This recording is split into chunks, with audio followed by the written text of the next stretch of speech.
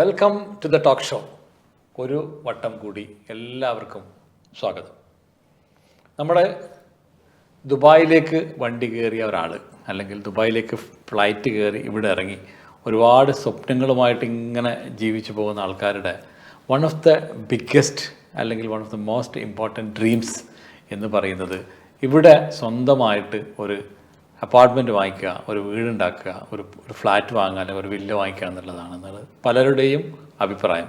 പലരിടത്തും ചോദിച്ചപ്പോൾ, ഈ ഷോ ചെയ്യുന്നതിന് മുമ്പ് കുറച്ച് ആൾക്കാരെ വിളിച്ച് ചോദിച്ചപ്പോൾ അവരുടെ എല്ലാവരുടെ ആഗ്രഹം yes I should have it, but is it possible for me, നമുക്കിത് പറ്റുമോ ഇല്ലയോ എന്നുള്ളതാണ്.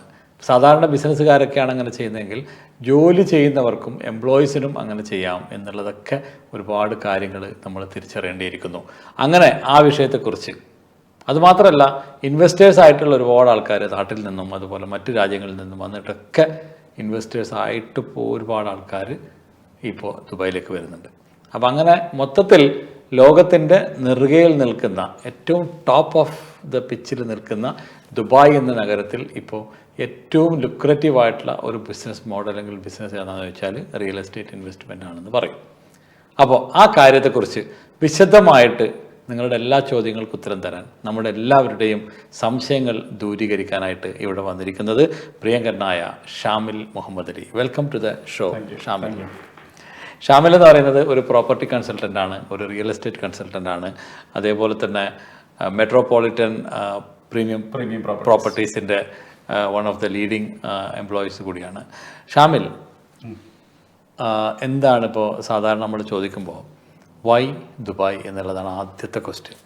ഒരാൾ പ്രോപ്പർട്ടി ഇൻവെസ്റ്റ് ചെയ്യണമെങ്കിൽ അല്ലെങ്കിൽ റിയൽ എസ്റ്റേറ്റിലേക്ക് ഇൻവെസ്റ്റ് ചെയ്യണമെങ്കിൽ നമ്മൾ പല സ്ഥലങ്ങളുണ്ടല്ലോ ലോകത്ത്, ഇപ്പോൾ UK അങ്ങനെയുള്ള പല സ്ഥലങ്ങളുണ്ട്.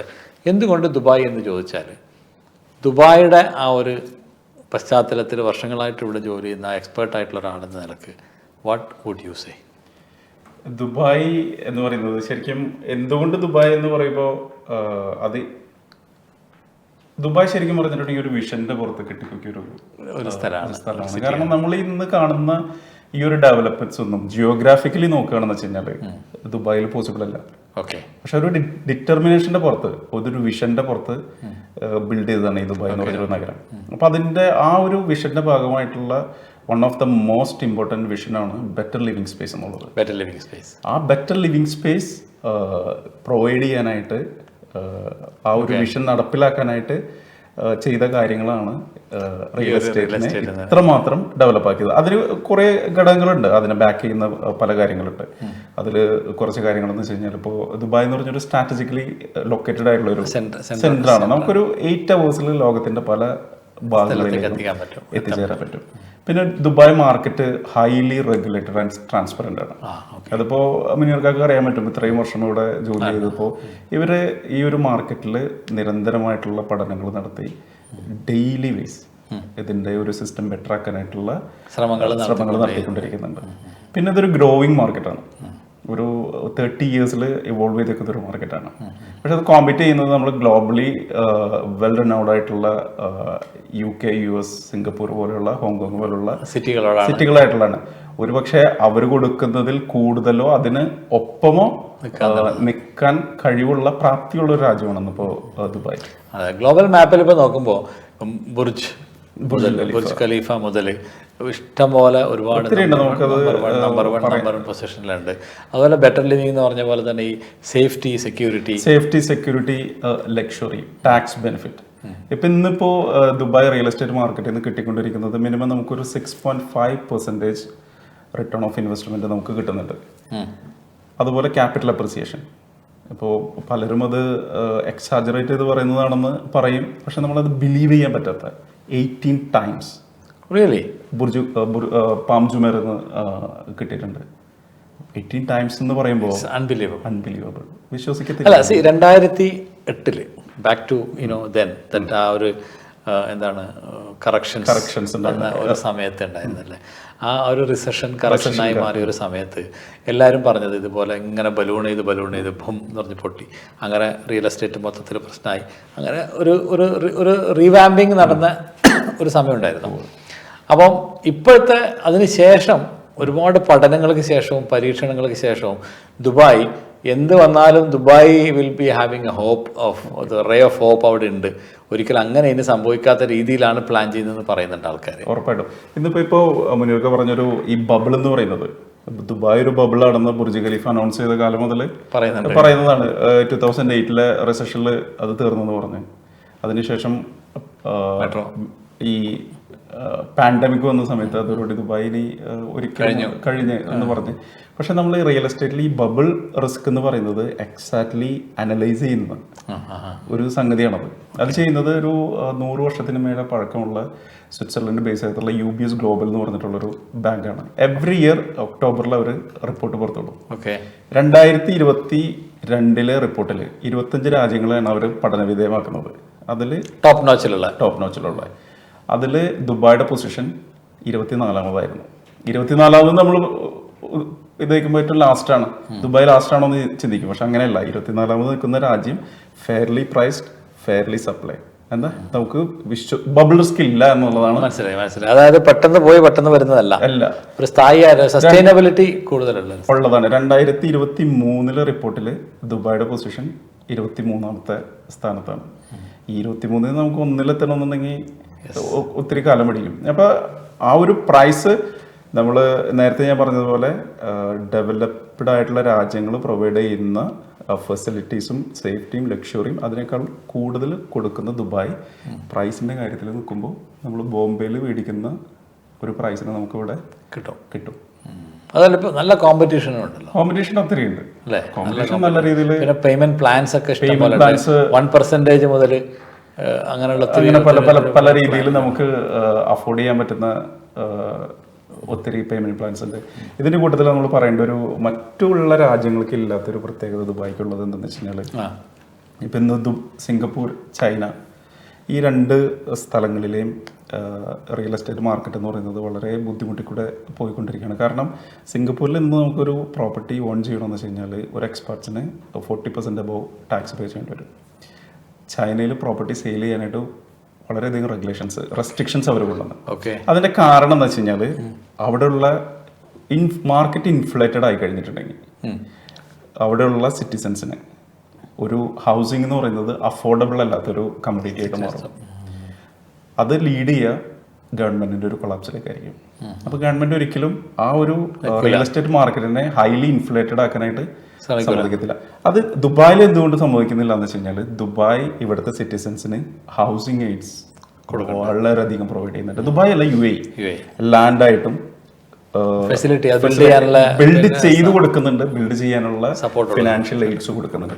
അപ്പൊ അങ്ങനെ ഒരു സംഭവം, അങ്ങനെ ഒരു മാർക്കറ്റിലൊരു റെഗുലേഷൻ ഇവിടെ അത്തരത്തിലുള്ള ഇൻഡിപെൻഡന്റ് ആയിട്ടുള്ള ഒരു സംഭവമായിട്ട് അതുകൊണ്ട് തന്നെയാണ് ഇപ്പോ ഈ ഒരു പ്രാവശ്യം പോലും ദുബായിൽ വരാത്ത പലരും ഇന്ന് പുറത്തിരുന്നിട്ട് ഇൻവെസ്റ്റ് ചെയ്യുന്നുണ്ട്. അത്തരം ട്രസ്റ്റ്. അപ്പൊ ഇന്നത്തെ ഇതിനകത്ത് അപ്ഡേറ്റിൽ വന്ന 62,000-ലധികം പിന്നെ മില്യനേഴ്സ് ആണ് 2024 ദുബായിലേക്ക് വരുന്നത്. ഇപ്പോ അതൊരു ഇൻഡെക്സ് ആണ്. ഇപ്പൊ നമുക്ക് പല ഇൻഡെക്സുകൾ ഉണ്ടല്ലോ. ഇപ്പോ മില്യനേഴ്സ് മൈഗ്രേഷൻ ഇൻഡെക്സ് ഉണ്ട്. അതില് 2023 ഈ ഒരു ഇൻഡെക്സ് പ്രകാരം നമ്പർ 2 പൊസിഷനിലേക്ക് UAE ആണ്. Number 1 Australia. ഇത്രയും മില്യണേഴ്സ് മില്യണേഴ്സ് വരണമെങ്കിൽ സ്വാഭാവികമായിട്ടും അവിടെയാണ് ഓപ്പർച്യൂണിറ്റി എന്ന് പറയുന്നത്. അവിടെ 62,000-ലധികം മില്യണേഴ്സ് UAE-ലേക്ക് ദുബായിലേക്ക് വരും പറയുമ്പോൾ അവിടെ ദുബായ്ക്ക് ഉണ്ടാകുന്ന ഒരു growth by all means, real estate ആണെങ്കിലും ടെക്നോളജിയിലാണെങ്കിലും ഫുഡ് ഇൻഡസ്ട്രിയിലാണെങ്കിലും ഹെൽത്ത്, എല്ലാ ഇൻഡസ്ട്രീസിലും അത് ശരിക്കും എഫക്റ്റീവായിട്ട് കൊണ്ടുവരും എന്നുള്ളതാണ് അതിന്റെ ഒരു ബ്യൂട്ടി. മില്യണേഴ്സ് എന്ന് പറയുന്നത് ഒരു വെറുതെ അവർ എല്ലാ രീതിയിലും പ്രഗത്ഭരായിട്ടുള്ള ആളുകളാണ്. അപ്പൊ അവർക്കറിയാം നെക്സ്റ്റ് ഓപ്പർച്യൂണിറ്റി എവിടെയാണെന്നുള്ളത്, ബെറ്റർ ലിവിംഗ് സ്പേസ്. ഒരുപാട് പഠനം നടത്തിയിട്ടായിരിക്കുമല്ലോ മൈഗ്രേറ്റ് ചെയ്യുന്നത്. ഈ പറയുന്ന ആളുകളെ ഇവിടെ അത് മൈഗ്രേഷൻ എന്ന് പറയുന്നത് ഒരിക്കലും ഒരു നമ്മൾ കുറച്ച് ഫണ്ട് അവിടെ കൊണ്ടുപോയി അതിലൊരു ബിസിനസ് സ്റ്റാർട്ട് ചെയ്ത് ഇവര് വേറെ സ്ഥലത്ത് നിന്നിട്ട് അങ്ങനെയല്ല ഇവർ ഉദ്ദേശിക്കുന്നത്. മൈഗ്രേഷൻ എന്ന് ഉദ്ദേശിക്കുന്നത് അവർ ഇവിടെ സ്ഥിരതാമസമാക്കാനായിട്ട് ഇങ്ങോട്ട് ഫാമിലി, അതിൻ്റെതായ എല്ലാ സെറ്റപ്പ് എല്ലാ ഫെസിലിറ്റീസും ഇവിടെ ഉണ്ടെന്ന് പ്രൂവ് ചെയ്തതിന് ശേഷമാണ് ഗവൺമെന്റും ഈ രാജ്യം പ്രൂവ് ചെയ്തുകൊണ്ടാണ് ഇത്തരത്തിലുള്ള ആളുകൾ ഇങ്ങോട്ട്. അപ്പോൾ ഞാനൊരു കാര്യം ചോദിച്ചോട്ടെ, ഇപ്പം നമ്മൾക്ക് സ്വാഭാവികമായിട്ടും ഓരോ കാര്യം ദുബായ് ചെയ്യുമ്പോഴും ഒരു ഈവൻറ്റ് ബേസ്ഡ് ആണെങ്കിൽ, അല്ലെങ്കിൽ ഒരു ഇൻസിഡൻറ്റ് ബേസ്ഡ് ആണെങ്കിൽ, അല്ലെങ്കിൽ എന്തെങ്കിലും ഒരു സംഭവം അവിടെ നമ്മൾ കൊണ്ടുവരുമ്പോൾ അതിനെ ചുറ്റിപ്പറ്റിയിട്ടുള്ള റിയൽ എസ്റ്റേറ്റ് ആണ് ഏറ്റവും കൂടുതൽ ഗ്രോ ചെയ്യുന്നത് കണ്ടു. ഇപ്പോൾ എക്സ്പോ ഇവിടെ വന്നു. Expo was something more than amazing എന്നുള്ളതാണ്. അപ്പോൾ അങ്ങനെ എക്സ്പോ വന്നപ്പോൾ ഇപ്പോൾ ആ എക്സ്പോനെ ആ സാധാരണ രീതിയിലൊരു എക്സിബിഷൻ കഴിഞ്ഞാൽ എല്ലാം തട്ടിപ്പൊട്ടി അവിടെ തരിശാക്കിയിട്ട് പോകുന്ന രീതിയാണ്. പക്ഷേ ഇപ്പോഴാണ് ആ എക്സ്പോ എന്നുള്ള ആ ഏരിയ മൊത്തത്തിൽ നമുക്ക് കാണുമ്പോൾ ഭയങ്കര ബ്യൂട്ടിഫുൾ ആയിട്ട് ഒരുപാട് റിയൽ എസ്റ്റേറ്റ് ഓപ്പർച്യൂണിറ്റീസ്. അതിലൊരു ഗോൾഫ് ക്ലബ്ബ് വരുമ്പോൾ അതിന് ചുറ്റിലും റിയൽ എസ്റ്റേറ്റ് വരുന്നു. അതേപോലെ തന്നെ ഫ്യൂച്ചർ മ്യൂസിയം വരുന്നത് അതിൻ്റെ ചുറ്റുപാട്. അങ്ങനെ ഓരോ കേന്ദ്രത്തിലും നമ്മൾ ഓരോ പ്രധാനപ്പെട്ട സംഭവങ്ങൾ നടക്കുമ്പോഴും അവിടെ അതിന് ചുറ്റുവട്ടത്തിലും വരുന്നത് റിയൽ എസ്റ്റേറ്റ് ഡെവലപ്മെന്റ്സ് ആണ്. അത് എങ്ങനെയാണ്? അത് ദുബായിന്റെ ഒരു വിഷനിൽ പെട്ടതാണോ? What is your opinion on that? ഉറപ്പായിട്ടും. കാരണം എന്ന് വെച്ച് കഴിഞ്ഞാൽ ഇപ്പോൾ ഹൗസിംഗ് എന്ന് പറയുന്നത് നമ്മളൊരു ബേസിക് നീഡ്സിൽ പെട്ടതാണ്. ഇന്നിപ്പോൾ ദുബായിലൊരു പോപ്പുലേഷനും നമുക്കിപ്പോൾ മാർക്കറ്റിലുള്ള സപ്ലൈ അതിൻ്റെ ഒരു റേഷ്യോ എടുത്തു കഴിഞ്ഞാൽ അറൗണ്ട് ഒരു 35 യൂണിറ്റ്സ് ബാക്കിലാണ്. എന്ന് വെച്ചാൽ housing shortage still housing shortage ഉണ്ട്. അതുകൂടാതെ ദുബായിയുടെ ഒരു 2040 അജണ്ട പ്രകാരം ഇപ്പോൾ 3.6 മില്യൺ ഉള്ളൊരു പോപ്പുലേഷൻ എവറി ഇയർ 5% ആവറേജ് 5% വെച്ച് ഇൻക്രീസ് ആവുന്നുണ്ട്. ഇതിനെ ഡബിൾ ആക്കുക എന്നുള്ളത് 7 മില്യണിലേക്ക് എത്തിക്കുക എന്നുള്ളതാണ്. അപ്പോൾ നിലവിലും ഒരു 35,000 യൂണിറ്റ്സിൻ്റെ ഷോർട്ടേജുള്ള ദുബായിൽ ഈ ഒരു പോപ്പുലേഷൻ അറൗണ്ട് ഒരു 16 ഇയേഴ്സിൽ ഡബിളായി കഴിയുമ്പോൾ എത്രത്തോളം യൂണിറ്റ് നമുക്ക് ആവശ്യം വരും?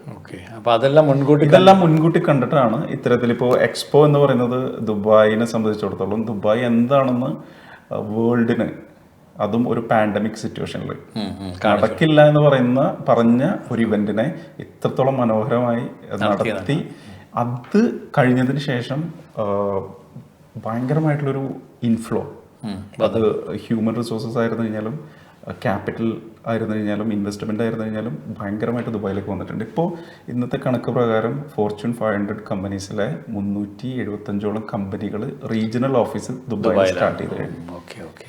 അപ്പോൾ വൈ ദുബായ് എന്നുള്ളതിന് ആൻസർ വളരെ കൃത്യമായിട്ട് കിട്ടി, വ്യക്തമാണ്, വളരെ ക്ലിയർ ആണ്. ദുബായ് എന്ന് പറഞ്ഞാൽ it's a hub and it's a centre of the whole world. And ബിസിനസ്സിലാണെങ്കിലും എഡ്യൂക്കേഷനിലാണെങ്കിലും ടെക്നോളജിയിലാണെങ്കിലും ഒക്കത്തിലും ഇപ്പോൾ അങ്ങനെ കുതിച്ചുകൊണ്ടിരിക്കുന്ന ദുബായ് ആണ്. It is not a bubble എന്നുള്ളതാണ് എക്സ്പെർട്ട് പറയുന്നത്. അപ്പോൾ നെക്സ്റ്റ് ക്വസ്റ്റ്യൻ, വൈ നൗ എന്ന് പറഞ്ഞത് ഞാൻ നേരത്തെ പറഞ്ഞു, ദുബായ് ഒരു ഗ്രോവിങ് മാർക്കറ്റാണെന്നുള്ളത്. ഗ്രോ ചെയ്തിട്ടിരിക്കുകയാണ്. ഒരു 30 ഇയേഴ്സിൽ ഇവോൾവ് ചെയ്തൊരു മാർക്കറ്റ് ഇപ്പോൾ അതിൻ്റെ ഒരു റാപ്പിഡായിട്ടുള്ള ഗ്രോത്ത് സംഭവിച്ചിട്ടിരിക്കുകയാണ്. ഇപ്പോൾ നമ്മൾ ഇൻവെസ്റ്റ് ചെയ്തില്ല എന്നുണ്ടെങ്കിൽ കാരണം ഒരു ഇപ്പോൾ വേൾഡിലെല്ലാ റിയൽ എസ്റ്റേറ്റ് അനലിസ്റ്റുകളും പറയുന്നത് വിത്തിൻ 3-4 ഇയേഴ്സ് ഒരു കോമൺ മാനിന് ഇവിടെ ഒരു പ്രോപ്പർട്ടി അഫോർഡ് ചെയ്യാൻ പറ്റാത്ത രീതിയിലേക്ക് പ്രൈസ് ഗ്രോ ചെയ്യും. കാരണം ഡിമാൻഡ് ഉണ്ടാകുമ്പോൾ ഒബ്വിയസ്ലി അതിന്റെ പ്രൈസ് ഇൻക്രീസ് ചെയ്യും. പിന്നെ ഇത്രയും മില്യണേഴ്സ് വരുമ്പോൾ they will throw money to buy obviously. അപ്പോൾ ഇവിടുത്തെ റെഗുലേഷൻസ് എങ്ങനെയാണ്? ഇപ്പോൾ ഒരാൾ ഒരു ഇത് വാങ്ങിക്കുമ്പോൾ, ഒരാൾ പേയ്മെന്റ് കൊടുക്കുമ്പോൾ, ഇൻവെസ്റ്റ് ചെയ്യുമ്പോഴൊക്കെ anybody can come and invest, or is there any specific regional cultural or എന്തെങ്കിലും ഡിഫറൻസ് ഉണ്ടോ? അത്തരത്തിലുണ്ട്. അത് വെച്ച് കഴിഞ്ഞാൽ ഇപ്പോൾ ദുബായിലൊരു 2 രീതിയിലുള്ള പ്രോപ്പർട്ടിയാണുള്ളത്, designated and non designated. Designated എന്ന് പറയുമ്പോൾ അതിനെയാണ് നമ്മൾ ഫ്രീ ഹോൾഡ് പ്രോപ്പർട്ടീസ് എന്ന് പറയുന്നത്. അതിൽ തന്നെ GCC നാഷണൽസിന് ഓൺ ചെയ്യാൻ പറ്റുന്നത്, എമിറാത്തി സിറ്റിസൺസിന് ഓൺ ചെയ്യാൻ പറ്റുന്നത്, ഓൾ നാഷണാലിറ്റീസിന് ഓൺ ചെയ്യാൻ പറ്റുന്നത്, എക്സ്പേർട്സിന് ചെയ്യാൻ പറ്റുന്നത് ഒരു 3 കാറ്റഗറികളുണ്ട്. നോൺ ഡെസിഗ്നേറ്റഡ് എന്ന് പറയുന്നതാണ് നമ്മളിപ്പോൾ ഈ പറയുന്ന ഗവൺമെന്റ് ലാൻഡുകളും. അതിൽ തന്നെ ലീസ് ഹോൾഡ് ഉണ്ട്. ഗവൺമെന്റിന്റെ കയ്യിൽ നമുക്ക് 99 ഇയേഴ്സിലേക്ക് ലീസ് ഹോൾഡ് എടുക്കാം. ഈ ഫ്രീ ഹോൾഡ് എന്ന് പറയുന്നത് പലർക്കും സംശയമുള്ളത്, ഇപ്പോഴും പലരും എൻ്റെ അടുത്ത് ചോദിക്കുന്നത് 99 ഇയേഴ്സിലേക്കാണോ എന്നുള്ളൊരു സംശയം ഇപ്പോഴും അങ്ങനെയാണല്ലോ മുമ്പ് നമ്മൾ കേട്ടത്. പക്ഷെ അപ്പോഴല്ല, freehold for all nationalities എന്ന് പറഞ്ഞാൽ എത്ര കാലം വേണമെങ്കിലും നമ്മളിപ്പോൾ നമ്മുടെ രാജ്യത്ത് ഇപ്പൊ ഇന്ത്യയിൽ ഓൺ ചെയ്യുന്നത് പോലെ നമ്മുടെ കാലശേഷം എങ്ങനെയാണോ നമ്മളത് അനന്തരാവകാശികളിലേക്ക് കൈമാറ്റപ്പെടുന്നത് അതേപോലെ തന്നെയാണ് ഇവിടെ സംഭവിച്ചുകൊണ്ടിരിക്കുന്നത്. ഓക്കെ. അപ്പോൾ ഇപ്പോൾ സ്വാഭാവികമായിട്ടുള്ള സംശയം, ഫ്രീ ഹോൾഡ് എന്ന് പറയുന്നതും ഇപ്പം നമുക്കൊരു ലാൻഡ് ഫ്രീ ഹോൾഡായിട്ട് വാങ്ങാൻ പറ്റും. പറ്റും. അപ്പോൾ സാധാരണ എല്ലാവരും പറയും ഇപ്പോൾ നമ്മളൊരു ബിൽഡ് ചെയ്തിട്ടുള്ള സാധനം വാങ്ങുന്നതിനേക്കാളും കുറച്ചുകൂടി ലാഭകരമാണ് നമുക്കൊരു ലാൻഡ് എടുത്ത് അവിടെ ബിൽഡ് ചെയ്ത് അങ്ങനെ അതിനെ നമുക്ക് റെൻ്റ് ഔട്ട് ചെയ്ത് അങ്ങനെ ഒരു നല്ലൊരു ബിസിനസ് മോഡൽ ഇപ്പോൾ ഉണ്ട്, അത് ചെയ്യാമെന്നുള്ളതാണ് ആൾക്കാർ പറയുന്നത്. What you think about? പലരും ചെയ്യുന്നുണ്ട് അങ്ങനെ ഒരു. Is it's easy to do or is it നമ്മൾ മറ്റേതാകുമ്പോൾ നമുക്കൊരു അപ്പാർട്ട്മെൻറ്റോ വില്ല വേണമെങ്കിൽ ഒരു ഡെവലപ്പറെ കാണുന്നു അല്ലെങ്കിൽ ബ്രോക്കറെ കാണുന്നു, അവരടുത്ത് പോകുന്നു, നമ്മൾ ചെക്ക് കൊടുക്കുന്നു, അങ്ങനെ പേയ്മെൻറ്റ് എടുത്ത് അങ്ങനെ ഈസിയാണ് ഫോളോ അപ്പ് മോർട്ട്ഗേജ്. ഇത്ര ഈസി ആണോ ഈ ലാൻഡ് വാങ്ങിക്കാനുള്ള? ലാൻഡ് വാങ്ങിച്ച് നമ്മളൊരു പേഴ്സണൽ യൂസിനാണെന്നുണ്ടെങ്കിൽ അത് ഈസിയാണത്. ലാൻഡ് അവൈലബിൾ ആയിട്ടുള്ള ലാൻഡിൽ നിന്ന് നമ്മൾ ലാൻഡ് പർച്ചേസ് ചെയ്യുന്നു. അതിനൊരു ഇത്ര GFA അതിൽ പാടുള്ളൂ എന്നുള്ള വ്യക്തമായിട്ടുള്ള ഇതെല്ലാം ഉണ്ട്. നമ്മുടെ നാട്ടിലത്തെ പോലെയല്ല. ഇതിൽ ഈ ഒരു ലാൻഡിൽ നമുക്ക് എന്തും ചെയ്യാന്നുള്ളൊരു രീതിയിൽ അത് ഓൾറെഡി ലാൻഡ് ഇവർ ഡെസിഗ്നേറ്റ് ചെയ്യുമ്പോൾ തന്നെ ഇത് ഇന്നതിനാണ്. ഒത്തിരി ഘടകങ്ങളുണ്ട്. അതിന് ഒരുപാട് ക്രൈറ്റീരിയാസ് ഉണ്ട്. അത് പ്രകാരം ഇവരത് പറയും. ഇതിന് ഈ ഒരു ലാൻഡ് ഇപ്പോൾ ഒരു 10,000 സ്ക്വയർ ഫീറ്റ്, ഇതിലൊരു 20,000 ബിൽട്ടപ്പ് ഏരിയ പറ്റും, 2+4 പറ്റുള്ളൂ. അതിനപ്പുറത്തേക്ക് നമുക്ക് ചെയ്യാൻ പറ്റത്തില്ല. അപ്രൂവൽ ഓൾറെഡി അതിനുള്ളതാണത്. അത് പ്രകാരം നമുക്കതിൽ ബിൽഡ് ചെയ്യാം. അത് നമ്മുടെ പേഴ്സണൽ യൂസിന്. ഇതൊരു കൊമേഴ്സ്യൽ പർപ്പസിനാണെന്ന് വെച്ചാൽ റീസെയിൽ ചെയ്യാനോ അതല്ല ബിൽഡിംഗ് എടുത്ത് ഒരു കൊമേഴ്സ്യൽ പർപ്പസിനാകുമ്പോൾ കുറച്ച് റെഗുലേഷൻസ് കൂടുതലാണ് അതിന്. അതത്ര ഈസി ആയിട്ടുള്ളൊരു കാര്യമല്ല. പക്ഷെ ഒത്തിരി പേര് നമ്മളിപ്പോൾ മലയാളികൾ തന്നെ ഒരുപാട് പേര് ലാൻഡ് എടുത്തതിൽ വീട് പണിത് താമസിക്കുന്നവരുണ്ട്. ഇതുപോലുള്ള കൊമേഴ്സ്യൽ പർപ്പസിനായിട്ട് റെന്റ് ഔട്ട് ചെയ്യാനും സെയിൽ ചെയ്യാനായിട്ട് ബിൽഡ് ചെയ്യുന്നവരുണ്ട്. ഓക്കെ. അപ്പോൾ ഇനി നമ്മൾക്ക് സാധാരണ രീതിയിൽ ദുബായിൽ ഒരു ലാൻഡ് അല്ലെങ്കിൽ ലാൻഡല്ല ഒരു അപ്പാർട്ട്മെൻറ്റോ വില്ല എന്തെങ്കിലും എടുക്കുമ്പോൾ നമ്മൾ നോക്കുന്ന സാധാരണ പറയും ലൊക്കേഷൻ നോക്കണം. ഈ ലൊക്കേഷൻ നോക്കണം. എന്താണ് ഈ ലൊക്കേഷൻ ഇൻഡിക്കേഷൻ? ഈ ലൊക്കേഷൻ ഇൻഡിക്കേറ്റർ എന്താ? അല്ലെങ്കിൽ ഈ ലൊക്കേഷൻ എങ്ങനെ നമ്മൾ നോക്കും? ഏത് ലൊക്കേഷനിലാണ് നല്ലത്? എങ്ങനെയാണ് തിരിച്ചറിയാൻ പറ്റുക? ഒരു സാധാരണ ഒരാൾക്ക് ഇപ്പോൾ ഒരു 10-15,000 സാലറിയോ അതല്ലെങ്കിൽ കുറച്ച് കുഴപ്പമില്ലാത്ത ബിസിനസ്സോ നടത്തുന്ന ഒരാൾക്ക് ഒരു സ്വപ്നം ഉണ്ടെങ്കിൽ ആ സ്വപ്നം പൂർത്തീകരിക്കണമെങ്കിൽ അവർ ലൊക്കേഷൻ നോക്കണം എന്ന് പറയും. ഇപ്പോൾ ഒരു ഏജൻസി നമ്മൾ വിളിച്ചാൽ ആ ഏജൻസി മിക്കവാറും വിളിക്കുമ്പോൾ അവരുടെ കയ്യിലുള്ള പ്രോപ്പർട്ടിയാണ് അതാണ് ബെസ്റ്റ് എന്ന് അവർ പറയുന്നത്. അപ്പോൾ എങ്ങനെയാണ് അതിലൊരാൾക്ക് ഉപദേശം നമ്മളൊരു അഡ്വൈസ് കൊടുക്കും? ഇതിൽ ലൊക്കേഷൻ എന്ന് പറയുന്നത് 3 തരത്തിലുള്ള ലൊക്കേഷനാണ് ഇന്നിപ്പോൾ ദുബായിൽ അവൈലബിൾ ഉള്ളത്. കാരണം ദുബായ് UAE അല്ല, ദുബായ് എന്ന് പറയുന്നത് കംപ്ലീറ്റ്ലി ഒരു അർബനാണ്. ദുബായിൽ ഒരു റൂറൽ അർബൻ എന്ന് പറയുന്ന ഒരു കാറ്റഗറിയേ ഇല്ല. അർബൻ എന്ന് പറയുന്ന ഒറ്റ കാറ്റഗറി മാത്രമേ ഉള്ളൂ. അപ്പോൾ നമുക്കിവിടെ പ്രോപ്പർട്ടി അവൈലബിൾ ആയിട്ടുള്ളത് urban life style, water frontage life style, island life style. Okay. ഇങ്ങനെ ഒരു 3 കാറ്റഗറിയിലാണ് ഉള്ളത്. ലൊക്കേഷൻ അർബനിൽ വരുന്ന ഏത് ഏരിയ ആണ്? അർബനിൽ വരുന്നത് ഇപ്പം ഈ പറയുന്ന നമ്മൾ ഷെയ്ഖ് സൈദ് റോഡ്, JBC, പിന്നെ ബിസിനസ് ബേ, മൈതാൻ, അതെല്ലാം അർബൻ ഏരിയയിൽ വരുന്നതാണ്. നമ്മളൊരു കോസ്റ്റൽ ലിവിംഗ് എന്ന് പറയുന്നതാണ് മറീന, പാം ഐലൻഡിലേക്ക് വരുന്നത്. ഇപ്പോൾ Dubai world island, Dubai island, ഇതെല്ലാം അതൊക്കെ വരുന്നത് അതെല്ലാം ഐലൻഡ് ലിവിംഗാണ്. ഇപ്പോൾ JBR, മറീന, കോസ്റ്റൽ അത് കോസ്റ്റൽ ലിവിംഗ് ആയിട്ട് വരുന്നത്. ഇതെല്ലാം എക്സ്പെൻസീവ് ആണ്. ഈ പറയുന്ന വൈ ഡോണ്ട് സി ഇങ്ങനെയൊക്കെ ആണെങ്കിൽ ദുബായ് ഈ സൈഡൊക്കെ എന്തുകൊണ്ട് അങ്ങനെ വരുന്നില്ല? ഇവിടെ ഒരു ഫ്രീ ഹോൾഡ് ഇല്ലല്ലോ. ഇല്ല. അതിന്റെ കാരണം എന്ന് വെച്ച് കഴിഞ്ഞാല് ദുബായ് ഇപ്പൊ അതിനെ കാറ്റഗറൈസ് ചെയ്തിട്ടുണ്ട്. ഓൾഡ് ദുബായ്, ന്യൂ ദുബായ് എന്ന് പറഞ്ഞു. അതെ. ഫ്രെയിമിനിപ്പുറം ഓൾഡ് ദുബായും ആ ഫ്രെയിം കയറി അപ്പുറത്തിപ്പുറത്തും കാണാം. നമുക്കൊരു അത് വ്യക്തമായിട്ട് അറിയാൻ പറ്റും അത് ഓൾഡ് ദുബായ് ലൈൻ വരച്ച പോലെ തന്നെ ഉണ്ട്. അങ്ങനെയാണ്. ഇപ്പൊ ദുബായുടെ ഒരു എക്കണോമിക് അജണ്ട ഭാഗമായിട്ട് ദുബായ് സൗത്തിലേക്ക് ഒരു 15% ഓഫ് പോപ്പുലേഷനെ, ദുബായ് സൗത്ത് മക്തും എയർപോർട്ട് വർഷ ആ ഒരു ലൊക്കേഷനിലേക്ക് ഒരു 15% പോപ്പുലേഷനെ അങ്ങോട്ട് ഷിഫ്റ്റ് ചെയ്യാനുള്ള ഡെവലപ്മെന്റ്സ് ആണ് അവിടെ നടന്നുകൊണ്ടിരിക്കുന്നത്.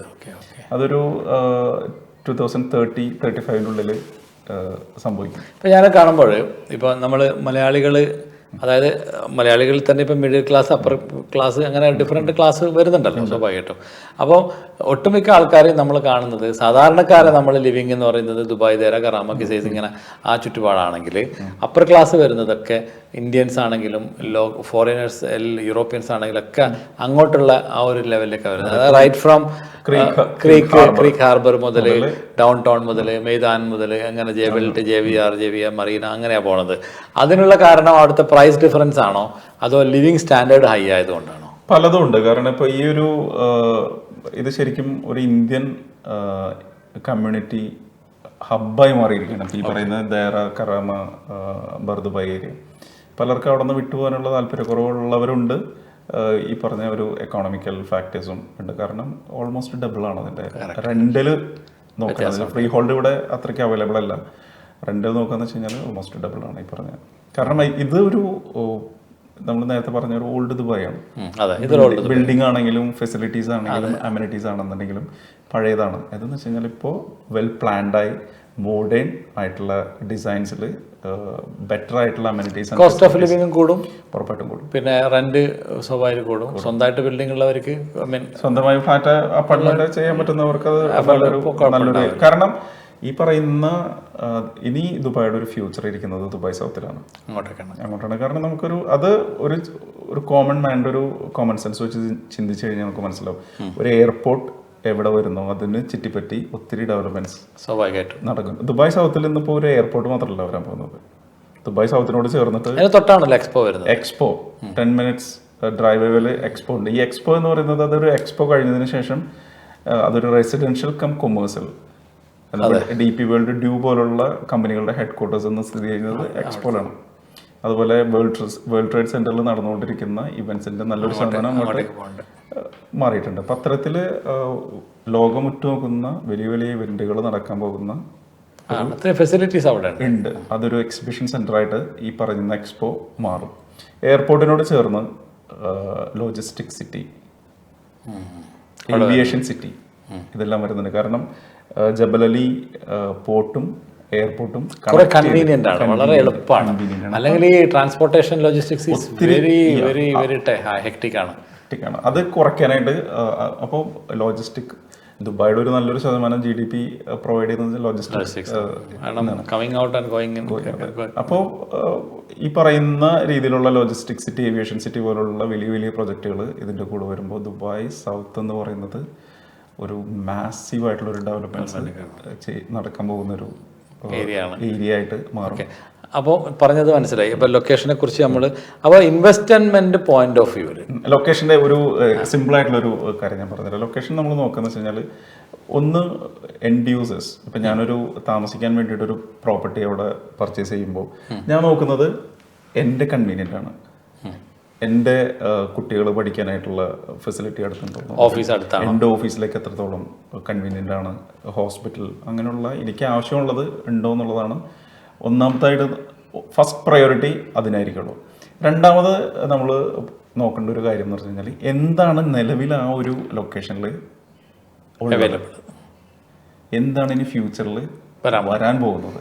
ഈ ഒരു ഇത്തരം കാര്യങ്ങൾ ശ്രദ്ധിച്ചാൽ തന്നെ നമുക്കൊരു ലൊക്കേഷനെ പറ്റിയിട്ട് ഒരു ഐഡിയ കിട്ടും. പക്ഷെ പ്രൈസിങ്ങും കൂടി ബഡ്ജറ്റും കൂടി ഇപ്പോൾ ഒരു 3 കാര്യങ്ങൾ റിയൽ എസ്റ്റേറ്റിൽ ഇൻവെസ്റ്റ്മെന്റ് നോക്കുമ്പോൾ നമ്പർ 1 ലൊക്കേഷൻ നമ്മൾ നോക്കുക, രണ്ടാമത്തേത് ഡെവലപ്പർ കാര്യങ്ങളൊക്കെ എങ്ങനെയാണ് നോക്കണം, മൂന്നാമത്തെ അഫോർഡബിൾ ആയിട്ടുള്ള നമ്മൾ ബഡ്ജറ്റ്. ഇത് മൂന്നും വരുമ്പോൾ ഏകദേശം നമുക്കൊരു ഐഡിയ കിട്ടും. നമ്മുടെ കയ്യിലുള്ള ഒരു എമൗണ്ടിൽ ഈ പറയുന്നൊരു നമ്മൾ അലോക്കേറ്റ് ചെയ്തേക്കുന്ന ഒരു എമൗണ്ടിന് കിട്ടുന്നതിന് ബെസ്റ്റ് ആയിട്ടുള്ള ഒരു ലൊക്കേഷൻ. ഓക്കെ, ഇപ്പം ഒരു ക്വസ്റ്റ്യൻ, ഇപ്പം ഏറ്റവും ലോവസ്റ്റ് ആയിട്ടുള്ള ഒരു സാധനം നമുക്ക് ഓൺ ചെയ്യണമെങ്കിൽ ഏറ്റവും ത്രെഷോൾഡിൽ ലാസ്റ്റ് ഏറ്റവും ലോവസ്റ്റ് വരുന്നത് എത്ര എമൗണ്ടാണ്? ഇന്നിപ്പോൾ നമുക്കൊരു പ്രോപ്പർട്ടി ഓൺ ചെയ്യാനായിട്ട് ഒരു 450,000 ബിലോ $500,000 ഒരു 10 years ഓൾഡ് ആയിട്ടുള്ളൊരു സ്റ്റുഡിയോ നമുക്ക് കിട്ടും. ഏത് ഏരിയയിൽ ഇപ്പോൾ കിട്ടും?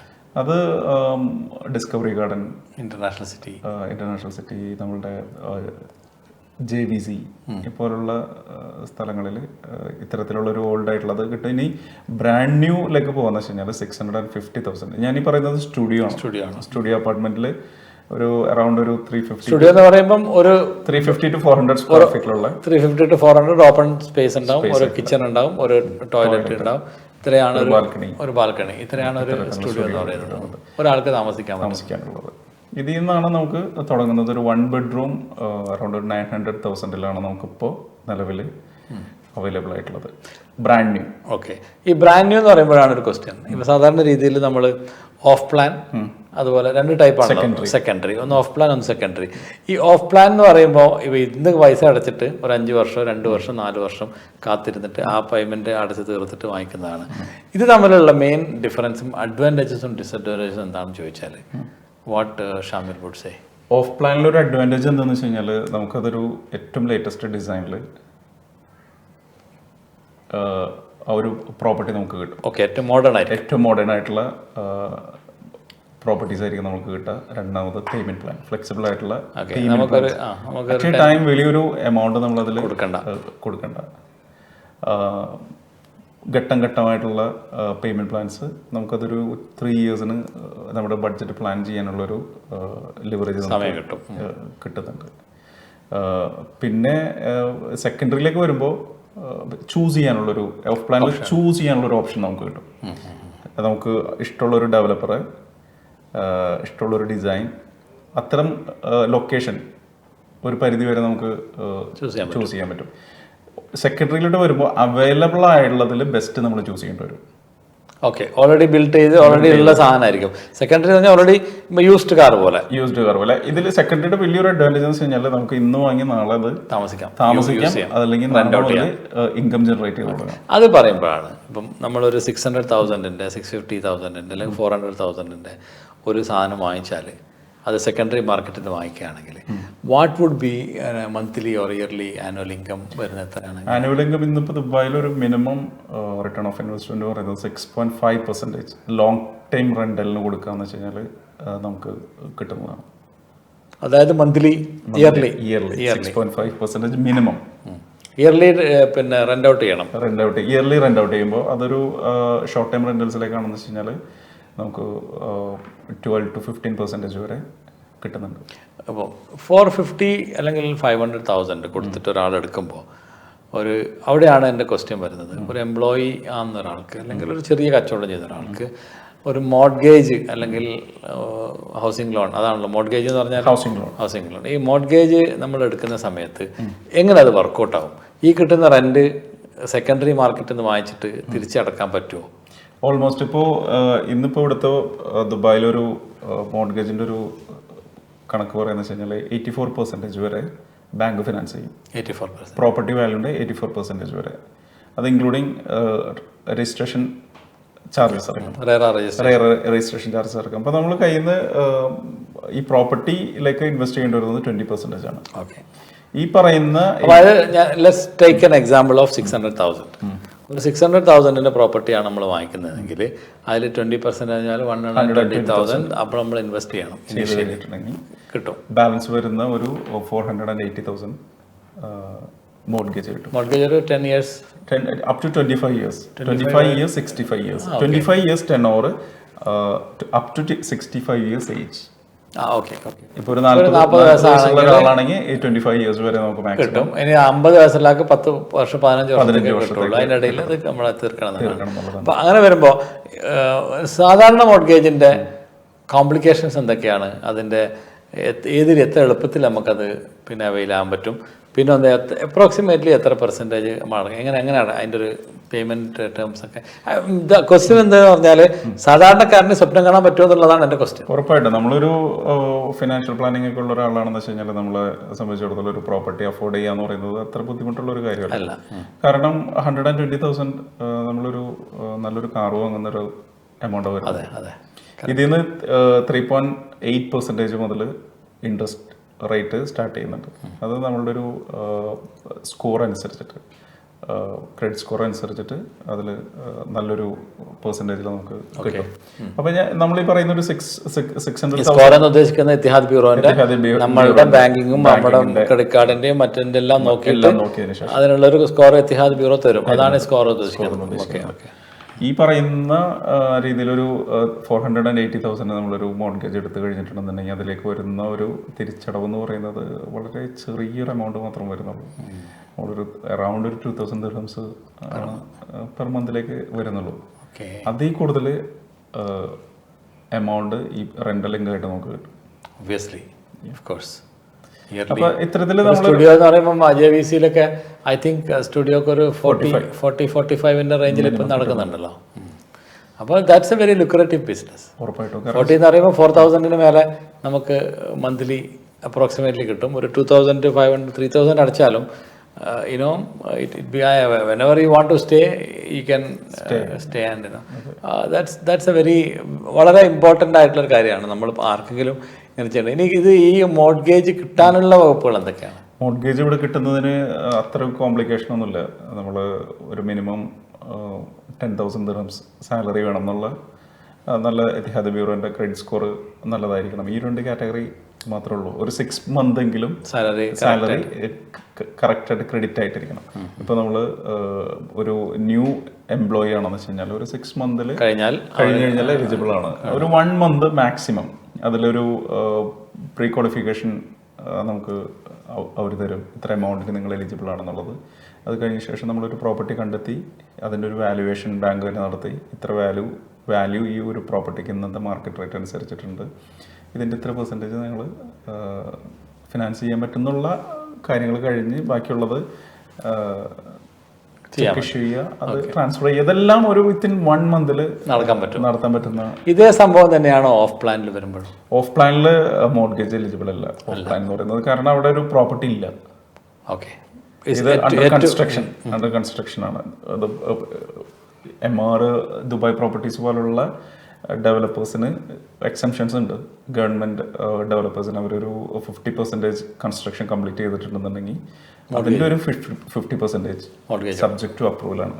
അതൊന്നും നമുക്കൊരു ഗ്യാരണ്ടി, ഞാനിത് പറഞ്ഞപ്പോൾ ജസ്റ്റ് പറഞ്ഞത് മാത്രമേ ഉള്ളൂ. ഓഫ് പ്ലാൻ ഇതില്ല, മോർഗേജ് ഇല്ല എന്നുള്ള രീതിയിൽ തന്നെ നമ്മൾ അതിനൊക്കെ മുമ്പോട്ട് പോകണം. അപ്പോൾ അങ്ങനെയാണെങ്കിൽ ഓഫ് പ്ലാൻ എടുക്കണമെങ്കിൽ ഇപ്പോൾ സാധാരണ നമ്മൾ പറയും, ഇപ്പം അറേബ്യൻ റാഞ്ചസിലാണെങ്കിലും പിന്നെ എന്താണ് അതിനപ്പുറത്ത് ഉണ്ടല്ലോ അങ്ങനെ ഒത്തിരി ന്യൂ ഏരിയാസ് വരുന്നുണ്ടല്ലോ, ദുബായ് ലാൻഡ് അതിനപ്പുറത്തൊക്കെ വരുന്നത് ഒരുപാട് കമ്മ്യൂണിറ്റീസ്. ഇപ്പോൾ കമ്മ്യൂണിറ്റി ബിൽഡിംഗ് അതാണല്ലോ ഇപ്പോഴത്തെ ഒരു സ്റ്റൈൽ എന്ന് പറയുന്നത്. ഈ കമ്മ്യൂണിറ്റി ഇതിലേക്കൊക്കെ വരുമ്പോൾ നമ്മൾ സ്വാഭാവികമായിട്ടും അവിടെ പറയുന്നൊരു ഇതുണ്ട്. ഒന്ന്, town houses are very very attractive. ഇപ്പോൾ ഒരു 3, 4, 5 ഒക്കെ വരുന്ന ഡബിൾ സ്റ്റോറേഡ് ആയിട്ടുള്ള, അതുപോലെ തന്നെ മൾട്ടിപ്ലക്സ് ആയിട്ടുള്ള ഇഷ്ടംപോലെ ടൗൺ ഹൗസസ് ഒക്കെ വരുന്നുണ്ട്. അപ്പം ഇതിലൊക്കെ ഏതാണ് നമ്മൾ ചൂസ് ചെയ്യാൻ പറ്റുക? അപ്പാർട്ട്മെൻ്റ് ആണോ, ടൗൺ ഹൗസസ് ആണോ, വില്ലാസ് ആണോ? അതിലിപ്പോൾ കൺഫ്യൂഷൻ പലപ്പോഴും ആവാം. ഈ പുതിയ എനിക്കൊന്ന് ഡമാക്ക് ഹിൽസിലൊക്കെ ഉള്ള ടൗൺ ഹൗസസ് ഒക്കെ വളരെ അട്രാക്റ്റീവ് പ്രൈസിങ്ങിലൊക്കെ വരുന്നുണ്ട്. പക്ഷേ people say that it's very far. അപ്പം അങ്ങനെ ഫാറിൽ പോയിട്ട് ഒരു ഓഫ് പ്ലാനിൽ നമ്മൾ പോയി ഇൻവെസ്റ്റ് ചെയ്താൽ എന്തായിരിക്കും നമ്മുടെ ഒരു അവസ്ഥ? ഇപ്പോൾ നമുക്ക് താമസിക്കാനല്ല, ഇപ്പം ഒരു ചെറിയ രീതിയിൽ നമുക്കൊരു ഇൻവെസ്റ്റ്മെൻറ്റ് ചെയ്ത് നാളത്തേക്കുള്ള ഒരു ഇൻവെസ്റ്റ്മെൻറ്റ് എന്നുള്ള അപ്രിസിയേഷനും ഡിപ്രിസിയേഷനൊക്കെ വരുന്നൊരു കാലഘട്ടമാണല്ലോ. അപ്പോൾ അങ്ങനെ വരുന്ന സമയത്ത് എങ്ങനെയാണ് ഒരാൾ ഇതിലേക്ക് പോകേണ്ടത്? ഇതിൽ നമ്മളൊരു പ്രോപ്പർട്ടി ചൂസ് ചെയ്യാന്നുള്ളത് based on requirement and budget. Okay, അപ്പോൾ എൻഡ് യൂസർ ആണെന്ന് വെച്ച് കഴിഞ്ഞാൽ ചിലർക്ക് അതൊരു വെർട്ടിക്കൽ ലിവിങ്ങിനോടായിരിക്കുള്ളൂ താല്പര്യം. അപ്പോൾ അവർ ഒബ്വിയസ്ലി അപ്പാർട്ട്മെൻറ്റ് ചൂസ് ചെയ്യും. അതല്ല, നമ്മളൊരു കുറച്ചും കൂടി ഒരു പ്രൈവസിയും നമുക്കൊരു പേഴ്സണലൈസ് ചെയ്തിട്ടുള്ളൊരു പ്രോപ്പർട്ടിയാണ് വേണ്ടതെന്ന് വെച്ച് കഴിഞ്ഞാൽ അതൊരു വില്ലാസ് ഓർ അപ്പാർട്ട്മെൻറ്റ് ഒരു മാൻഷൻസിലേക്ക് ഇവർ പോകും. ഇതിൻ്റെ ഒരു പ്രോഫിറ്റബിലിറ്റി എന്താണ്, അപ്രിസിയേഷൻ എന്താണെന്ന് നോക്കി കഴിഞ്ഞിട്ടുണ്ടെന്നുണ്ടെങ്കിൽ ഉറപ്പായിട്ടും വില്ലാസ് ആൻഡ് ടൗൺ ഹൗസസ് ആണ് ഏറ്റവും കൂടുതൽ അപ്രീഷിയേറ്റ് ചെയ്യുന്നത്.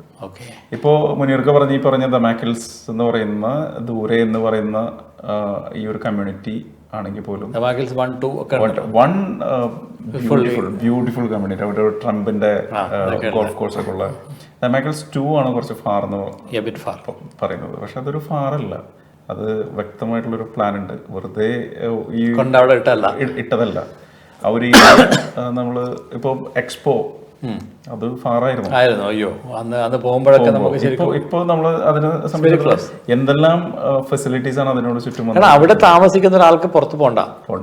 അത് മാത്രമല്ല ഫാറ് പറയുന്നത് സെന്ററിൽ ഇപ്പൊ, അതായത് ബർദുബയിലും ദേറയിലും താമസിക്കുന്ന നമ്മുടെ കണ്ണിലാണ് ഈ ഫാറ്. അതെ, ഫാർ എന്ന് പറയുമ്പോൾ പലരും എൻ്റെ അടുത്ത് ഫാർ എന്ന് പറയുമ്പോൾ ഞാൻ ചോദിക്കുന്നത് where from where it is.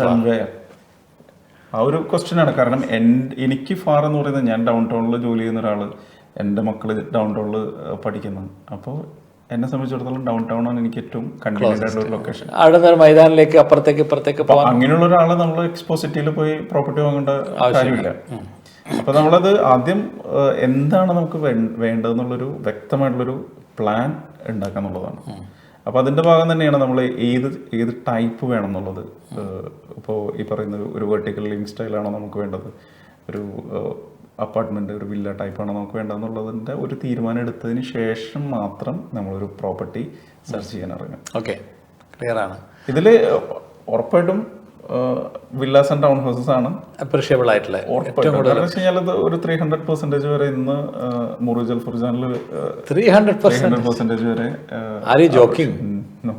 ഇത് എല്ലാവർക്കും, അതിന് ഞാൻ നേരത്തെ പറഞ്ഞില്ലേ ട്രാൻസ്പെറൻ്റ് ആണെന്ന് പറഞ്ഞത്. ഈ പറയുന്ന ഡെയിലി ഇപ്പോൾ ലൈവായിട്ട് നടക്കുന്ന ട്രാൻസാക്ഷൻ കംപ്ലീറ്റ് ആയ ആ നിമിഷം അപ്ഡേറ്റ് ആവും.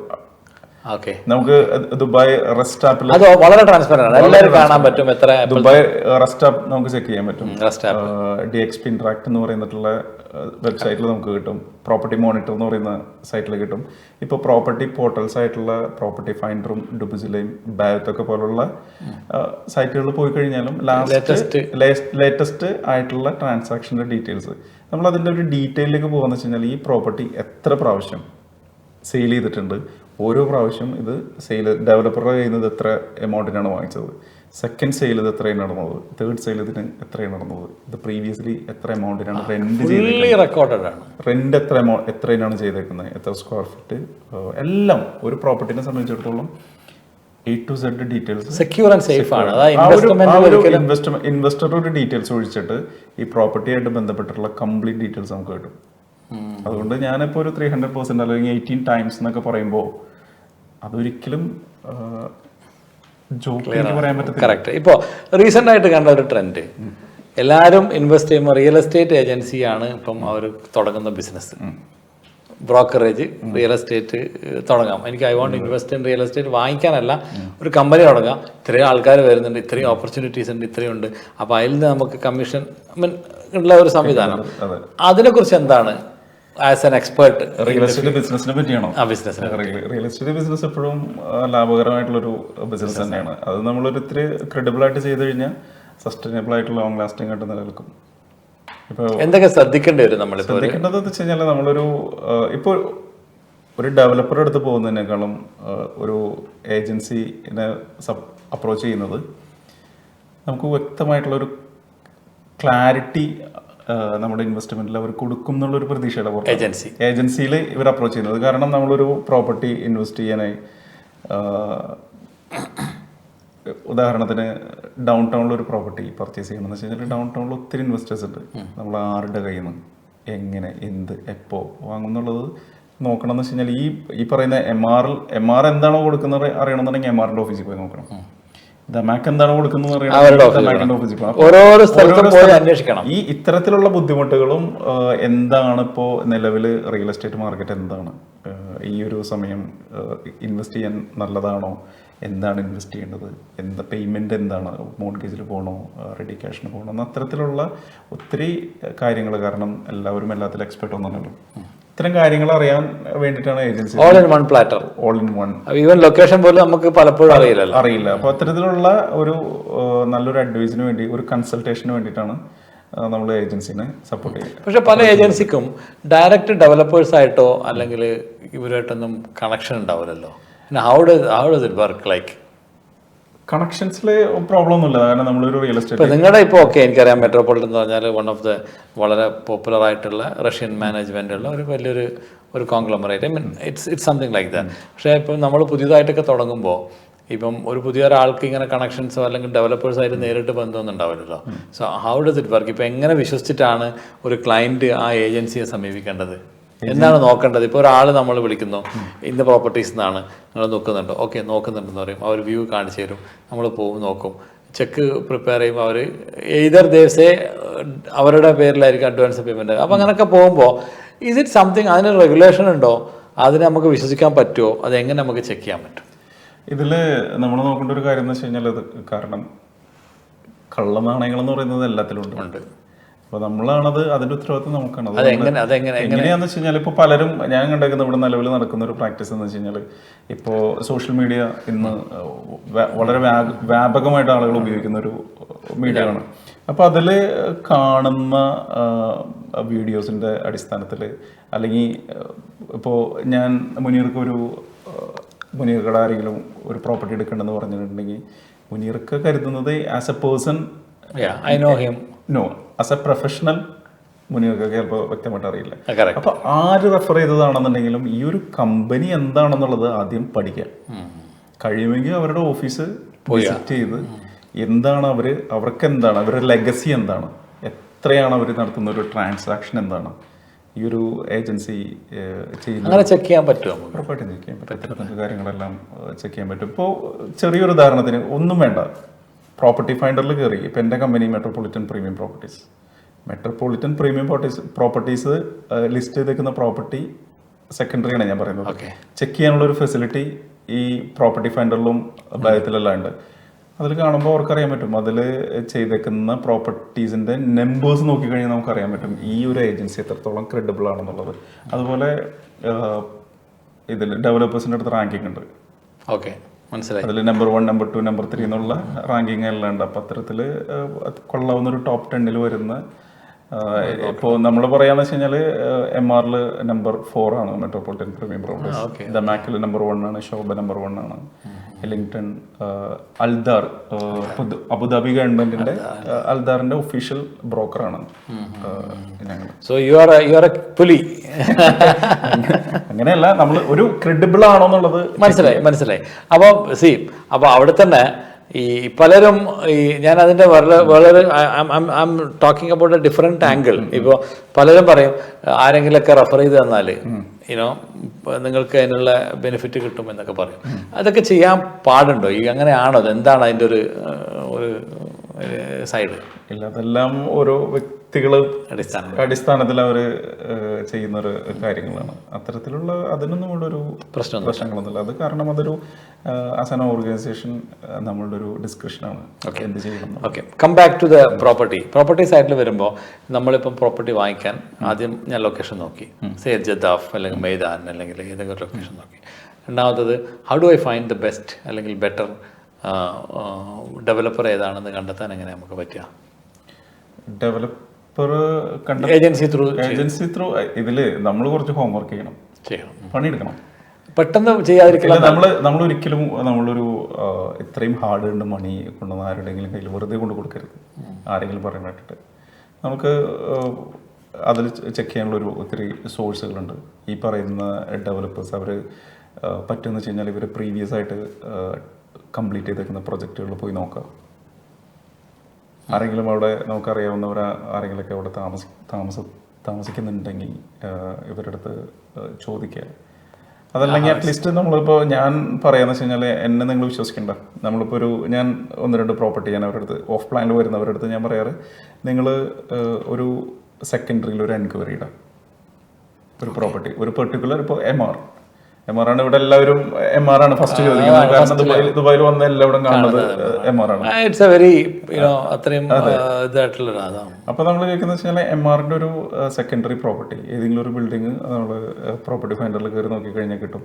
അതിൽ ലിസ്റ്റ് ചെയ്തിരിക്കുന്ന ഏജന്റിനെ വിളിക്കുക, എനിക്കൊരു വ്യൂവിങ് നടത്തണം, വ്യൂ ചെയ്യണം എന്ന് പറയും ഈ പ്രോപ്പർട്ടി. നമ്മൾ പോയി കാണാം, ഒരു 5 വർഷം പഴക്കമുള്ള ഒരു ബിൽഡിങ്ങിന്റെ ക്വാളിറ്റി എന്താണെന്നുള്ളത് നേരിട്ട് കണ്ട് മനസ്സിലാക്കുമ്പോൾ ഈ ഒരു ഡെവലപ്പറെ പറ്റി ഒരു ഏകദേശം ധാരണ കിട്ടും. അതുപോലെ അവർ ചെയ്തേക്കുന്ന പ്രൊജക്റ്റുകൾ ഓൺ ടൈം ഡെലിവറി ആണോ, അതിൻ്റെ മെയിൻ്റനൻസ് എല്ലാം പ്രോപ്പർ ആണോ എന്നുള്ള കാര്യങ്ങളൊക്കെ ചെക്ക് ചെയ്യാനായിട്ട് ഈസിയാണ്. അത്തരത്തിലുള്ള ചെറിയ രീതിയിലുള്ള ഹോംവർക്ക്സ് ഒക്കെ നമ്മൾ, കാരണം നമ്മളുടെ മണി നമ്മളുടെ റെസ്പോൺസിബിലിറ്റിയാണെന്നുള്ളത് അത് നമ്മളൊരു. പക്ഷേ ഇവിടുത്തെ government regulations are very strict. Advertisement കൊടുക്കുന്നത് പോലും നമുക്ക് വളരെ റെഗുലേറ്റഡ് ആണ്. ഇപ്പോൾ അതിനൊരു ഉദാഹരണം എന്ന് വെച്ച് കഴിഞ്ഞാൽ എസ്ക്രോ അക്കൗണ്ട്. ഓക്കെ, അതിലൊക്കെ ഞാൻ വരുന്നത് ഇപ്പൊ എങ്ങനെ ഇപ്പൊ നമ്മൾ പേയ്മെന്റ് ചെയ്യുമ്പോൾ ഇപ്പൊ നമ്മളൊരു ഒരു സെക്കൻഡറി മാർക്കറ്റിലേക്ക് വന്നു. ഇപ്പം സെക്കൻഡറി അല്ല, ഓഫ് പ്ലാനിൽ നമ്മൾ വന്നു. ഒരു നെക്സ്റ്റ് ഒരു 5 ഇയേഴ്സിലുള്ള പ്ലാനാണ് നമ്മൾ എടുക്കുന്നതെങ്കിൽ അതിൽ ഈ പറഞ്ഞതുപോലെ ഒരു 1 മില്യൺ ആണ് എൻ്റെ ഒരു പ്രോപ്പർട്ടി നമ്മൾ വാങ്ങിക്കാൻ ഉദ്ദേശിക്കുന്നത്. ഒരു 100,000 അല്ലെങ്കിൽ what ever V pay now 10%, 20%, 200,000 പേ ചെയ്യുന്നു. ബാക്കി എമൗണ്ടും നമ്മൾ എന്ത് ചെയ്യുന്നു, ഇൻസ്റ്റാൾമെന്റ് ആയിട്ട് കൊടുക്കുന്നു. അതിനുള്ള ബാക്കി ഡോക്യുമെന്റേഷനും കാര്യങ്ങളൊക്കെ ബാങ്ക് ലോൺ അല്ലാത്ത രീതിയിലാണല്ലോ നടക്കുന്നത്. അപ്പോൾ അങ്ങനെ വരുമ്പം എങ്ങനെ നമ്മൾ പേയ്മെന്റ് ഒന്ന് എങ്ങനെ ചെയ്യും, രണ്ടാമത്തത് എന്ത് വിശ്വാസത്തിലാണ് നമ്മൾ അവരുടെ ചെയ്യുക. In case if they don't deliver on time, what would be the consequence, how can we get money back. പിന്നൊന്ന് നമുക്ക് കുറേ ക്വസ്റ്റ്യൻസ് ഉണ്ട്. പിന്നൊന്ന് പറഞ്ഞാൽ അങ്ങനെ വന്നാൽ ഫോർ എക്സാമ്പിൾ എനിക്ക് ഒരു 2 കൊല്ലം കഴിഞ്ഞിട്ട് ലീവ് ചെയ്യണം ഇവിടുന്ന്, അല്ലെങ്കിൽ ഒരു 3 കൊല്ലം കഴിഞ്ഞിട്ട് ലീവ് ചെയ്യണം, അല്ലെങ്കിൽ നെക്സ്റ്റ് ഇയർ ലീവ് ചെയ്യേണ്ടി വന്ന ഒരു സംഭവം വരികയാണെങ്കിൽ ഈസ് ഇറ്റ് ട്രാൻസ്ഫറബിൾ, അതിന് എത്ര സമയം എടുക്കും? അല്ലെങ്കിൽ ഇതിന് പെട്ടെന്ന് അപ്രിസിയേഷൻ വന്നു, കുറച്ച് കഴിയുമ്പോൾ ഒരു അപ്രിസിയേഷൻ ഞാനൊരു 200,000-300,000 ഒക്കെ അടച്ച് കഴിയുമ്പോൾ പകുതിയിലെത്തുമ്പോൾ ഒരു നല്ല അപ്രിസിയേഷൻ വന്നാൽ is it possible to sell off? ഇങ്ങനെയുള്ള കുറേ ക്വസ്റ്റ്യൻസ് ആണ് ഇപ്പോൾ എനിക്ക് ചോദിക്കാനുള്ളത്. അതൊന്ന് ക്ലീൻ ആയിട്ട് പറഞ്ഞു തന്നാൽ കേൾക്കുന്നവർക്ക് ഉപകാരമുണ്ടാവും. ഇതിൽ ഈ പേയ്മെന്റ് എങ്ങനെ നടത്തുന്നുള്ളത് ഒരു എസ്ക്രോ അക്കൗണ്ട് എന്നുള്ളൊരു അത് നമുക്ക് തുടങ്ങാം. കാരണം അതാണല്ലോ ആദ്യം നടക്കുന്നത് ഒരു പ്രോപ്പർട്ടി ഫസ്റ്റ് സ്റ്റെപ്പ് എന്നുള്ളതിൽ. എസ്ക്രോ അക്കൗണ്ട് എന്ന് പറയുന്നത് പല രാജ്യങ്ങളിൽ നിലവിലുള്ളൊരു സിസ്റ്റമാണത്. ഇന്ന് ഇവിടെ ദുബായ് ലാൻഡ് ഡിപ്പാർട്ട്മെന്റ് ആണ് ഇത്തരം കാര്യങ്ങളെല്ലാം റെഗുലേറ്റ് ചെയ്യുന്നത്. അപ്പോൾ നമ്മളൊരു പ്രൊജക്റ്റ് അപ്രൂവൽ കിട്ടി കഴിഞ്ഞതിന് ശേഷം നെക്സ്റ്റ് സ്റ്റെപ്പ് എന്ന് പറയുന്നത് എസ്ക്രോ അക്കൗണ്ട് സ്റ്റാർട്ട് ചെയ്യാനുള്ളതാണ്. എസ്ക്രോ അക്കൗണ്ട് ഡെവലപ്പർ ഈ പറയുന്ന പ്രൊജക്റ്റിന്റെ പേരിൽ, ഇപ്പോൾ MR ആണെന്നുണ്ടെങ്കിൽ MRന്റെ പേരിലല്ല.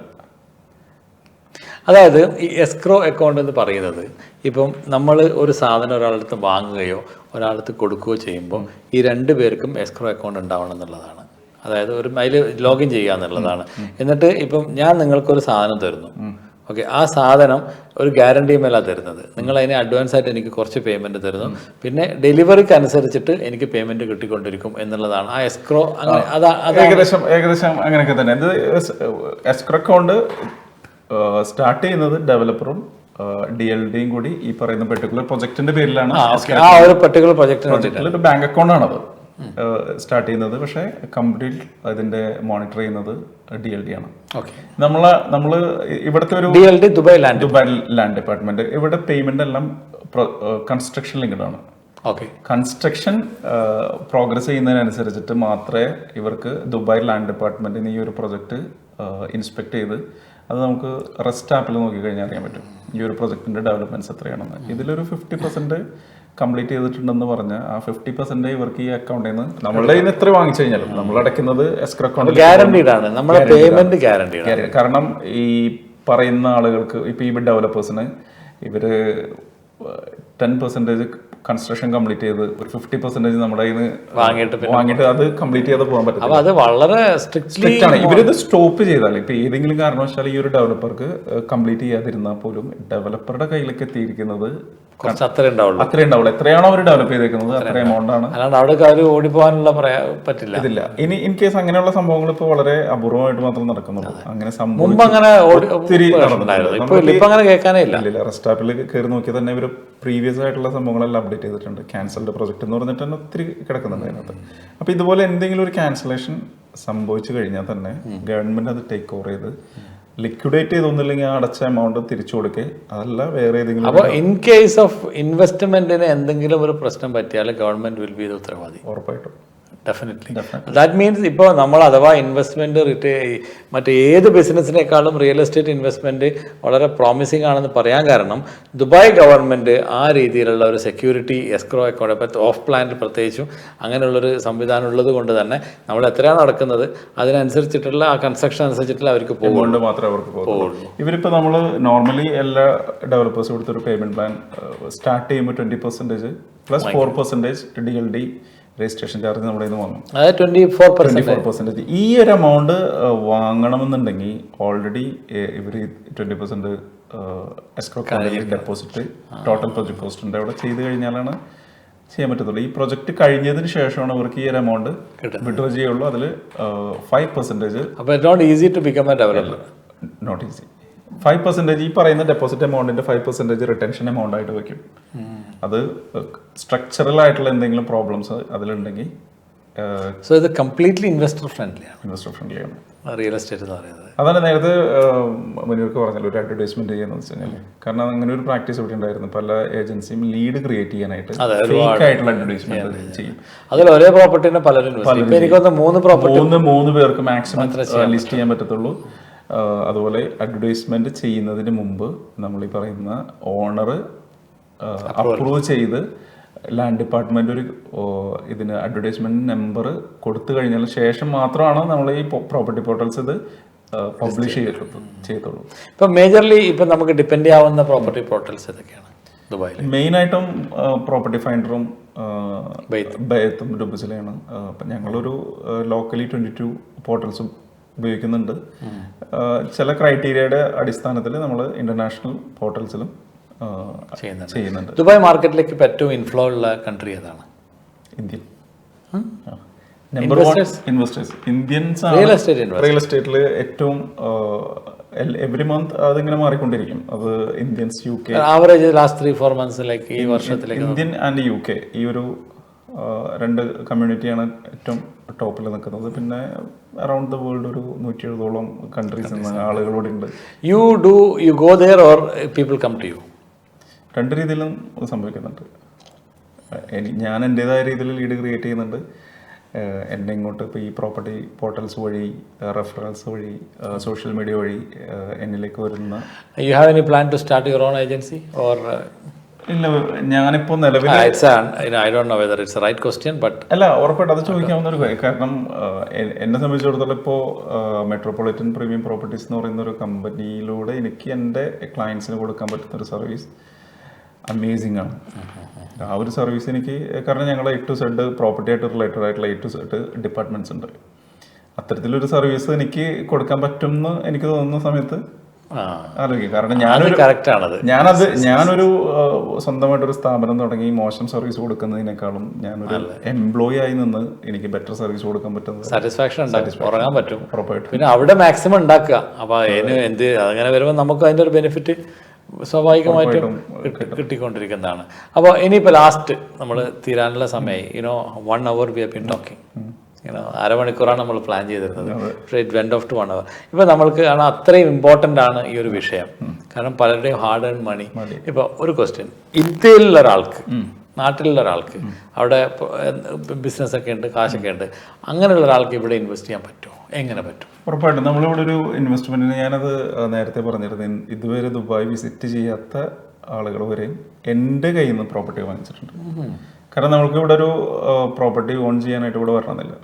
ഇനി ഒരു സെക്കൻഡറി പ്രോപ്പർട്ടി സെയിൽ ചെയ്യുമ്പോഴാണ് നമ്മളൊരു ഫിസിക്കൽ പ്രസൻസ് ഇവിടെ ആവശ്യം വരുന്നത്. അതിന് പവർ ഓഫ് അറ്റോർണി കൊടുത്ത് അതും നമുക്ക് മാനേജ് ചെയ്യാൻ പറ്റും.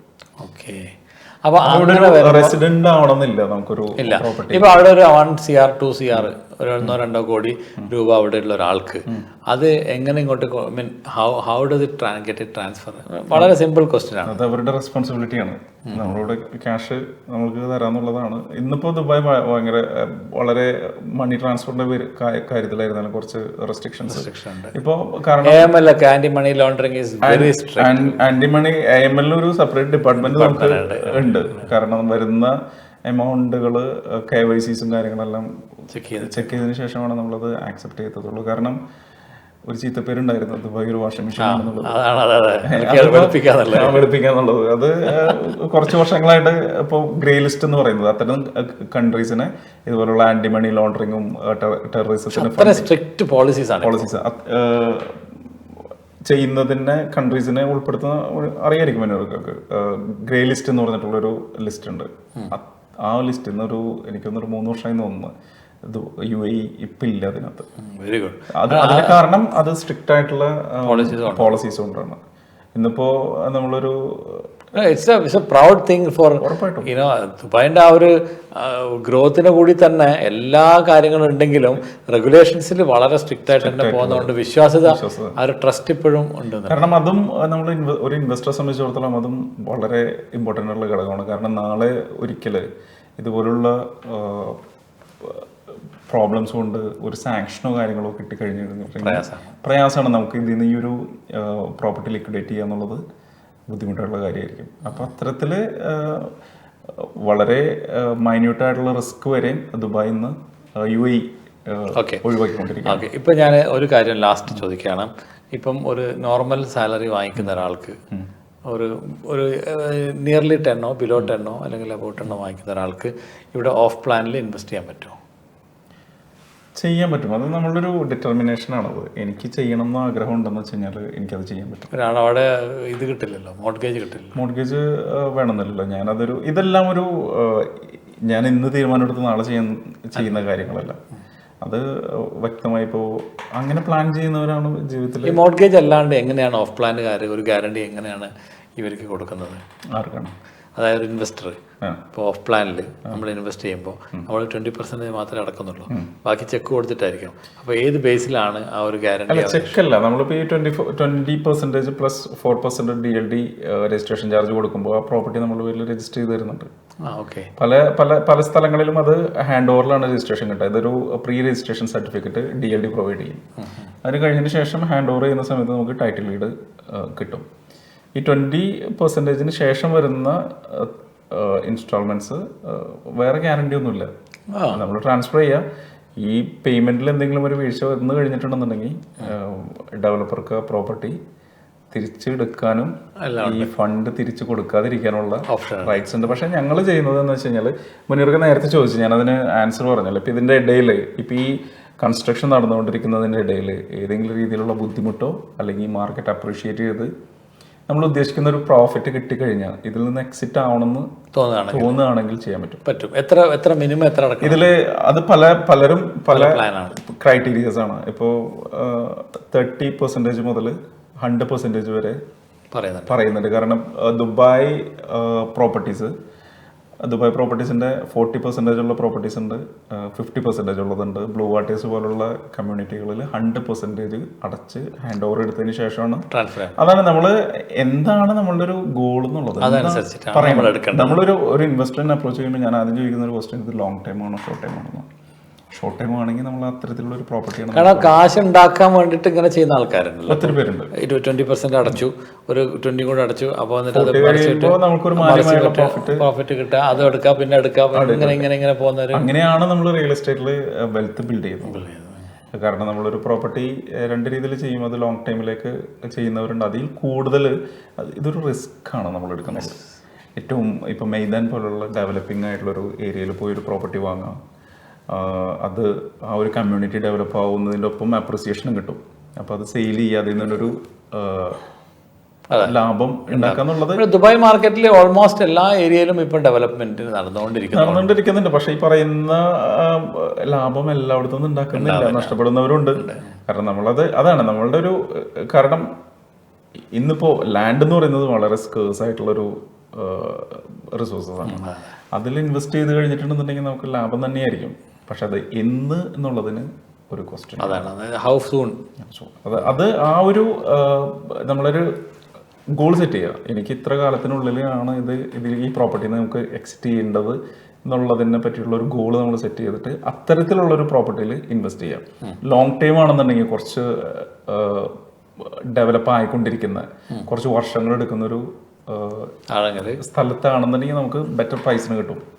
അത് എനിക്ക് ഒരു 10 years ഈ പ്രോപ്പർട്ടി ഹോൾഡിംഗ് കപ്പാസിറ്റി ഉണ്ടെങ്കിൽ 10 years കഴിയുമ്പോൾ ഓഫ്കോഴ്സ് നല്ലൊരു അപ്രിസിയേഷൻ അതിൽ നിന്ന് കിട്ടും. അപ്പം അത്തരത്തിലുള്ള വ്യക്തമായിട്ടുള്ള പ്ലാൻ. ഒന്നുകിൽ എനിക്ക് തോന്നുന്നത് ലെറ്റ്സ് വൈൻഡ് ഇറ്റ് അപ്പ്, ഒന്നുകിൽ നിങ്ങൾക്ക് സ്വന്തമായിട്ട് ചെയ്യാൻ പറ്റും നോക്കുക, അതല്ലെങ്കിൽ കുറച്ച് ആൾക്കാർ കൂടിയിട്ട് ഒരു ഗ്രൂപ്പായിട്ട് 20 പേര് വരെ ഒരു പ്രോപ്പർട്ടി വാങ്ങിച്ചിട്ട് അതിപ്പോൾ കുറച്ച് പേയ്മെന്റ് അടച്ചു കഴിഞ്ഞാൽ പിന്നെ വിൽക്കണമെങ്കിൽ അപ്പോൾ ലാഭം കിട്ടും. അങ്ങനെയും ചെയ്യാൻ പറ്റുന്ന കുറേ ഓപ്പർച്യൂണിറ്റി ഇവിടെയുണ്ട്. Real estate is A market which is really rapidly growing ആണ്.